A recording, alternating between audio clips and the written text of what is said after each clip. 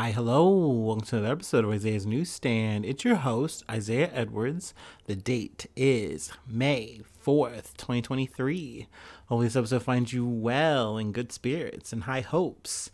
As for me, I'm doing pretty good. We are still on the mend, but we're getting better every day. It's more or less kind of boiled down to like a little scratchy throat, a little cough here and there. Nothing too major. We're handling. We're maintaining. Food corner is sparse today. I haven't really eaten anything besides like some snacky shit. Had some peanuts. Had some Cheeto cheese puffs. Monster energy drink. I mean, you can clearly see that nature is healing me right now. So yeah, overall we're good. The vibes are pretty positive. I gotta say, what have I been getting into lately? A little bit of, I guess, content media corner. I've been telling my friends, I've been listening to a lot of like more DJ sets. I don't know why. I guess maybe it's the YouTube algorithm because I have this YouTube premium thing and I'm fucking gotta use that motherfucker. But I've been listening to this thing called Boiler Room. So I started listening to what really sold me, what like maybe click. I'm a 100 Gex fan, and they had 100 Gex in LA doing a DJ set, and I was like, this is crazy. This is awesome. So I listened. It was like an hour, some change, I think. It was awesome. Then I've been listening to a few more people. This is how I got into Fred again. I didn't know who he was until like last month, and now I'm like a new big fan. But I listened to, what was it, Fred again, Fortet, who I had no idea who that was. He's cool, and also Skrillex. So that's a neat little comeback. I mean, granted, I think he's been back. I don't know, but you know, I don't follow too much DJ shit. But anyway, I've been in a move. I've been grooving, so it's been helping the vibes. So let's see. Like I said, everything's good. We're gravy. I mean, granted, this episode is another heavy banger, but there is some levity at the end. We got some good news at the end. I got a treat for you. All right. Let's see. From Associated Press, police. Serbia's school shooter had list of students to target. So this is some Balkan news that came out this week. Let's see. A 13-year-old who opened fire Wednesday at his school in Serbia's capital drew sketches of classrooms and made a list of children he intended to target in a meticulously planned attack, police said. He killed 8 fellow students and a guard before calling the police and being arrested. This is a very sad scene that unfolded. Also very rare. I always like to add that just because I do talk about a lot of shootings. That's obviously more than what this podcast is. It's more than just covering shootings in the West, things like that. But you know, obviously it's because it's so rare. When it does happen, it's just bound to make the news. But also the situation in Serbia is a little bit unique in and of its own thing, where like mass shootings are rare, but there's a lot of guns in Serbia because they've been left over from wars in the 1990s. So this was just a big deal, being that it's a Serbian school, a mass shooting. Also, there were 6 children and a teacher who were also hospitalized. But more or less what unfolded was the student, he comes in, a security guard stops him. This then sparks a argument, I guess, between the two of them. He pulls out a weapon, a handgun, and shoots the security guard. And this all kind of, I think, more or less unfolds in a hallway. He then goes into a school room and proceeds to shoot at, people. So this all unfolds really quickly, and I believe after that, he then goes out and calls the police, and let's see, I can read that here. The child who committed the crime said when he called the police that he shot some people in the school and that he is a psychopath who needs to calm down. He said that after committing the crime, he was caught by fear and panic and a funny breathing, and that it was the right thing to call the police and report the event.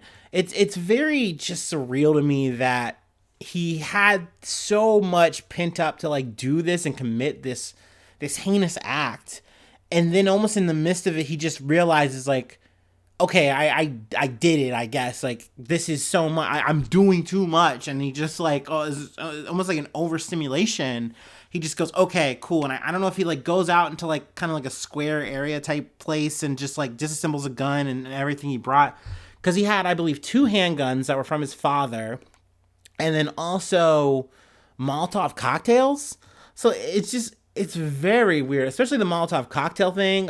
That's just something you don't normally hear. I don't know if that's just like Balkan flavor a bit here, you know what I mean? But obviously just a super fucking sad situation. Also, it looks like because of just the laws in Serbia in the age of the student, because he's under the age of 14, he's not going to be charged. So there's not going to be any criminal charges put up against this child. Potentially, though, they might be put up against the father, since he owned the handguns and I guess in the situation obviously didn't handle them well. But there hasn't been any charges as of yet. But definitely will keep you posted if anything more kind of comes out of this situation. They do have a bit of the testimonials from some of the people, like the victims' families and stuff like that in the article. So yeah, I mean, this is something, like I said, shootings are on this podcast. We cover them almost, it seems like 3/4 of the content that I cover is definitely shootings, which is a fucking shame. It's really sad. And it's sad to see this as an international thing. But I mean, I guess it's kind of a situation of like, have gun will travel. I don't know. Yeah, I mean, it's a fucking shame, but it's big news, and I wanted to cover it, and I'll definitely keep you posted on anything more that maybe falls out from this situation. Let's see. From NPR, Russia alleges Ukraine tried to attack the Kremlin in a Putin assassination I butchered that. In a Putin assassination attempt. So yeah, here we are again, man. This is like Nordstrom all over again. The Nordstrom pipeline situation, where it's like, okay, we have a terrorist act against a Russian thing in Russia. Who's the culprit? And now we're just playing like a weird international game of Clue or some shit. I don't fucking know. But more or less, situation at hand, there were 2 drones that came up to the Kremlin. And now Putin wasn't there at the time, and that's a big deal, because obviously if you're saying this is an assassination attempt, you need the person you're trying to assassinate to fucking be there, right? That being said, these drones exploded, or they were taken out by the Kremlin, like once they got close enough. And now it's like the fallout of that. And essentially the Kremlin is saying, hey, we think Ukraine did it, and if it wasn't Ukraine, then it was definitely the US, like, or some kind of mix of the two, and they're responsible for this, and we will retaliate at a future date over this issue. So that kind of leads us to like the usual suspects of like 3 things, right? Either it's Ukraine, they did do this, though Zelensky has come out and said, look, we do not have the resources nor the desire to go into Russia and do this. We are fighting a battle on our own land for our own survival here. We don't even have the munitions and resources to do what is being alleged here. So they're one suspect. The second suspect, which the Kremlin has also, like I said, come out and said, is U.S. They're saying, hey, these are drones that the U.S. sent, or they're drones that the U.S. has, like, you know, somehow brokered into being, and then they caused this. They instituted this. And the third big suspect is Russia itself, essentially saying that maybe this is a false flag. This is being set up for something in the future, you know, further provocation, being that we're at this kind of point where there's going to be a, you know, Ukrainian counteroffensive soon. There's going to be an excuse to say, hey, well, you came into our land and did this, so we're going to do that to you guys. Obviously, there's everyone's talking about this shit in terms of like talking heads who like to cover this military shit. I don't know. I fucking don't know. This shit always frustrates me and stresses me out, because obviously I don't want to speculate too fucking hard in any one direction, because I don't know shit. I'm not a military fucking expert. And months go down the line and we get more information and it's like, oh, well, I didn't know what the fuck I was goddamn talking about. So that's more or less the situation at hand with these drones in the Kremlin. We'll see what unfolds, and I will definitely cover any and all blowback. But definitely an interesting development. Like I said, though, I will say in terms of my speculations, I do not think this was an assassination attempt, because the biggest reason that the fact that Putin wasn't there. This was a planned thing to some extent. You had to have known, like, okay, well, there's lighter security, yada yada yada, but we still want to do this thing, and maybe the idea was just sending a message. You know what I mean? In terms of it being like, well, potentially like a Russian Ukrainian separatists, who knows? Maybe. But I'd have to assume that drones aren't cheap. So to do something like this, like, I don't know, some big money players got to be involved, I would think. Who knows? But I don't want to go too down the rabbit hole without any kind of facts or any kind of evidence. So we'll move along there. Call it some coverage. Let's see. From Reuters. Blast causes another freight train to derail in Russia region near Ukraine. So apparently this took place over Monday and Tuesday. There was an explosion that derailed a freight train for the second day in a row in a Russian region bordering Ukraine on Tuesday, sending both the locomotive and some cars off the tracks, authorities said. So this is checking two check marks for the Isaiah's Newsstand podcast. One, we're talking Russia-Ukraine news. Two, we're talking fucking trains. I know, it's been a while. And like I said, I've missed some train news in America and some other countries and shit. You know, I'm lacking, I'm sleeping. But hey, here, we're covering it. That's two trains. 1 week. That's crazy, right? Same track. But yeah, once again, I don't know who is the suspect here.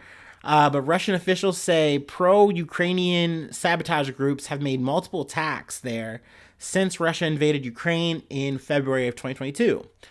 So, I mean, this is kind of showing more of that kind of outside forces influencing the war kind of thing in terms of like these sabotage groups or whatever. We covered an explosion or whatever. I don't know. I think that was a Russian separatist group or whatever that was doing that situation in that cafe bombing. But yeah, I mean, people are very active. There's a lot of actors involved in this region. So to say not one but two explosions on a freight train, in a week, that's crazy, right? That's big news, right? So figured, hey, I know it's Thursday, but let's go ahead and get these in here, do a little coverage. An unidentified explosive device went off near the Sechetskaya Railway. There were no casualties. Bryansk Regional Governor Alexander Bogomas wrote on Telegram. As a result of the incident, a locomotive and several wagons of a freight train derailed. But no, there's been no direct tag to who was responsible. So yeah, some more big news, big international news. I've got one more thing to cover before I let you go. And I'm going to take my classic break. Also, with alcohol. That's right, we're back off the wagon. I'm no longer a teetotaler or whatever the fuck. Yeah, let's go ahead and take our break.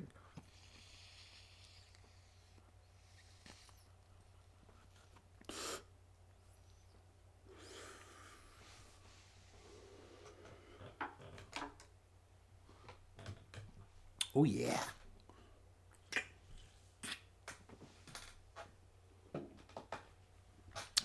Okay. I think we're back. Okay. Once again from Reuters. Political prisoners among 2,000 freed in Myanmar.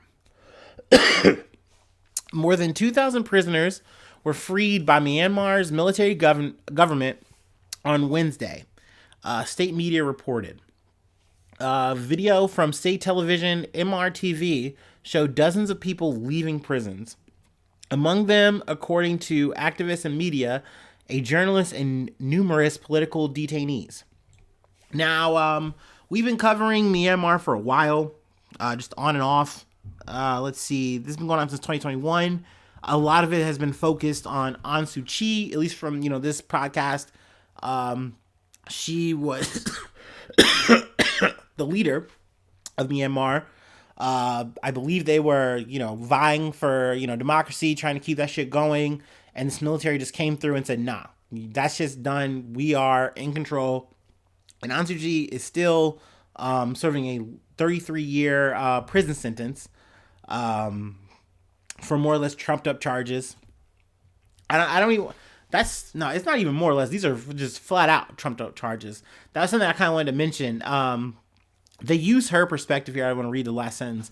Among the most prominent political prisoners is ousted lead Aung Suu Kyi, who is serving. sorry. Who is serving 33 years in prison for a multitude of offenses. She says were trumped up. I get it, that's just like journalism trying to be sterile or something or whatever, maybe. But it's like I'm very certain and sure that I've covered stories from Reuters about this shit. So it's like, yeah, no, there's no doubt. Like, you don't have to use her perspective to say that. Like, they are trumped up. They are there just because they do not want her to be in power or have any influence. And yeah, I still think her situation is fucked up. I was at least okay with it when they had her on like house arrest or whatever, but to have her in actual factual prison is so fucking monstrous to me. And not to mention a lot I don't cover is like just the actual fighting that takes place in Myanmar right now. It is very hardcore grisly shit going on. It is people literally fighting for their right for democracy. Like, you know what I mean? Like, they're really fighting for their right to live and be free and not be under this military regime. But this military has everything. Just fucking everything, dude. So it is just a hardcore, sad ass fucking situation. But these people aren't giving up, and they're doing their best. They're fighting every goddamn day, every night, to just get their rights, to get their freedom back. And I mean, shit, I'm fucking rooting for them. But yeah, that's all I fucking got for today. Obviously there's gonna be more news down the pike, of course. It's only Thursday, so we got a few more days in this week, of course. But yeah, man, oof. I don't know if it's the materials or if it's my condition. I'm just so feeble right now. But let me chill a little bit. Patreon.com/Isaiah News. If you'd like to support the podcast, get a little bit of perks, a little bit of extra content, here you go. Here's your opportunity. Like I said, every week I post at least one extra episode, so you get that, access to all of those. Catch up, I mean, hey, this is the news. We move every day. You gotta get the whole story, all of it, the 360. No Anderson Cooper, you feel me? Also, you get a hot link to the Discord, but the Discord, I will say, is free. Just hit me up and I will send you that information. Also, what else do you get? You get Newsy Status, and with Newsy Status, I do a roll call shout out every month.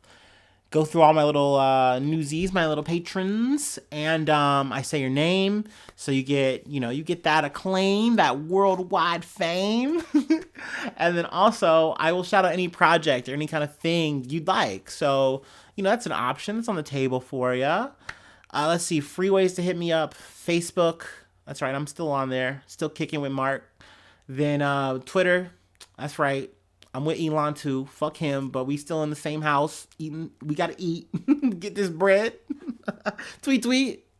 And let's see. I'm on YouTube. We post there. I'm on Instagram. I post little pictures, little thumbnails there. But you can interact, contact me, whatever. Also, if you are on the YouTube, if you are on Apple, Spotify, whatever, hit that like notification thing, that button, hit that subscribe button, that general thing. Let's see, get the notifications. Like I said, I try to be as daily as I can about this shit, but that I don't always post at the exact same time, so that way you kind of get the notification, like, oh, there you go, new episode, new content. Let's see. Oh, also high ratings, that always helps, It's always good. Good for my ego. Good for the internet too. That's good karma for everyone. That's all I got. That's it for today. Thank you so much for tuning in, and hopefully I see you soon for some more good news. I love ya. Bye bye. Mwah.